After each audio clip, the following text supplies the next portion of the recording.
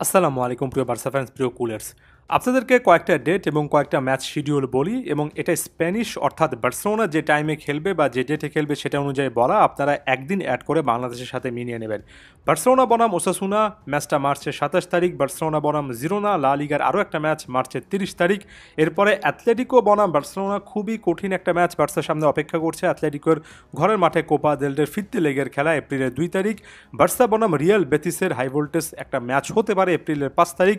Barca বনাম Borussia Dortmund, এখানে ভুলবশত লা লিগা দেওয়া থাকলেও এটা মূলত চ্যাম্পিয়ন্স লিগের ম্যাচ, নিশ্চয়ই আপনারা বুঝতে পেরেছেন। বার্সা বনাম লেগানেসের মধ্যকার একটা ম্যাচ রয়েছে এপ্রিলের 12 তারিখ। এই যে 27 তারিখ থেকে এপ্রিল 12, আপনি যদি সব মিলিয়ে 15 দিনের একটা হিসাব করেন, বার্সাকে 6টা ম্যাচ খেলতে হবে। গড়ে বার্সা কিন্তু 3টা দিনও পাচ্ছে না একটা করে ম্যাচ খেলার জন্য। মাঝখানে আপনার 2 দিনের বেশি খুব একটা বেশি বিশ্রাম নেই।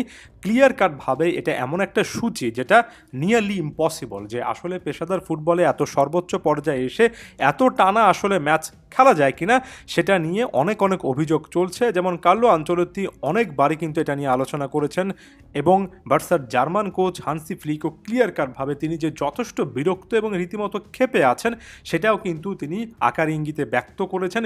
এর ঠাসা সূচির মাঝখানে পড়ে আসলে ক্লাব ফুটবলে প্লেয়ারদের কী অবস্থা হয় এবং সিজন শেষে ইনজুরির কী অবস্থা হয় সেটা একটা বড় আলোচনার বিষয়। তবে এগুলোকে একপাশে সরিয়ে রেখে ব্যাপারটা অ্যাড্রেস করতে হবে। বার্সেলোনার ইনজুরি সমস্যা রয়েছে, মার্ক কাসাদো, ইনিয়াগো মার্টিনেসকে কেন্দ্র করে যেটা শুরু হয়েছিল, পরবর্তী সময়ে সেটা কিন্তু রবার্ট লেভানডফস্কি, পাউ কুবার্সি আরও একাধিক প্লেয়ারের ক্ষেত্রে ছড়িয়ে পড়েছে।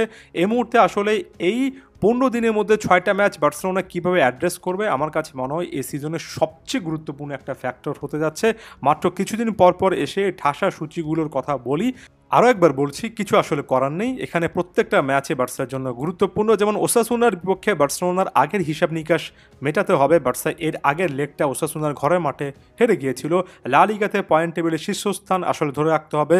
অ্যাথলেটিকোর বিপক্ষে আগের লেগে 4-4 গোলে একটা ড্র করা ম্যাচ রয়েছে কোপা ডেল রের। সো সেকেন্ড লেগে ফাইনালে যাওয়ার ইকুয়েশনটা বার্সার সামনে থাকছে।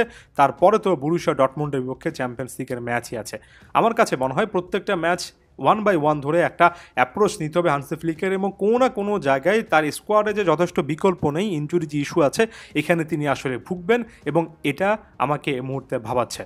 তবে হান্সি ফ্লিকের যেটা স্পেশালিটি, কঠিন সিচুয়েশনে দলকে বের করে আনা, আমি আশা করব সেটা তিনি করতে পারবেন। ওসাসুনা, জিরোনা এমন টাইপের প্রতিপক্ষের বিপক্ষে বার্সেলোনাকে অনেক বেশি ক্লিনিক্যাল হতে হবে। ফাইনাল থার্ডে প্লেয়ারদের কাছ থেকে বাড়তি একটা পারফরমেন্স চাচ্ছি। অ্যাথলেটিকো, বরুশিয়া ডর্টমুন্ডের মতো দলের বিপক্ষে ডিফেন্সিভলি বার্সাকে আরও বেটার খেলতে হবে।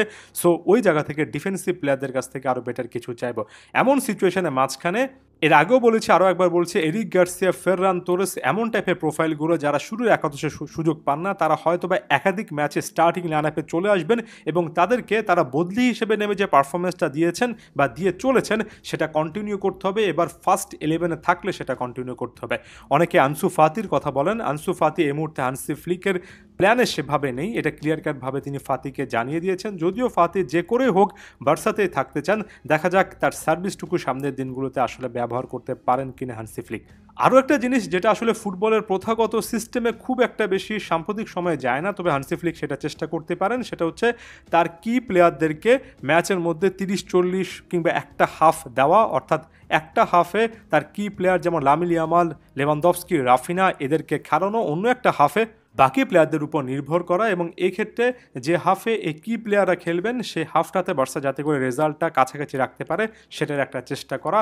এটা খুব একটা বেশি সাম্প্রতিক সময় দেখা না গেলেও এই সিচুয়েশানে যখন আপনার 15 দিনের মধ্যে 6টা ম্যাচ খেলতে হয় তখন বিশেষ করে কাজে আসতে পারে। আদিওস ভিস্কা এল বার্সা।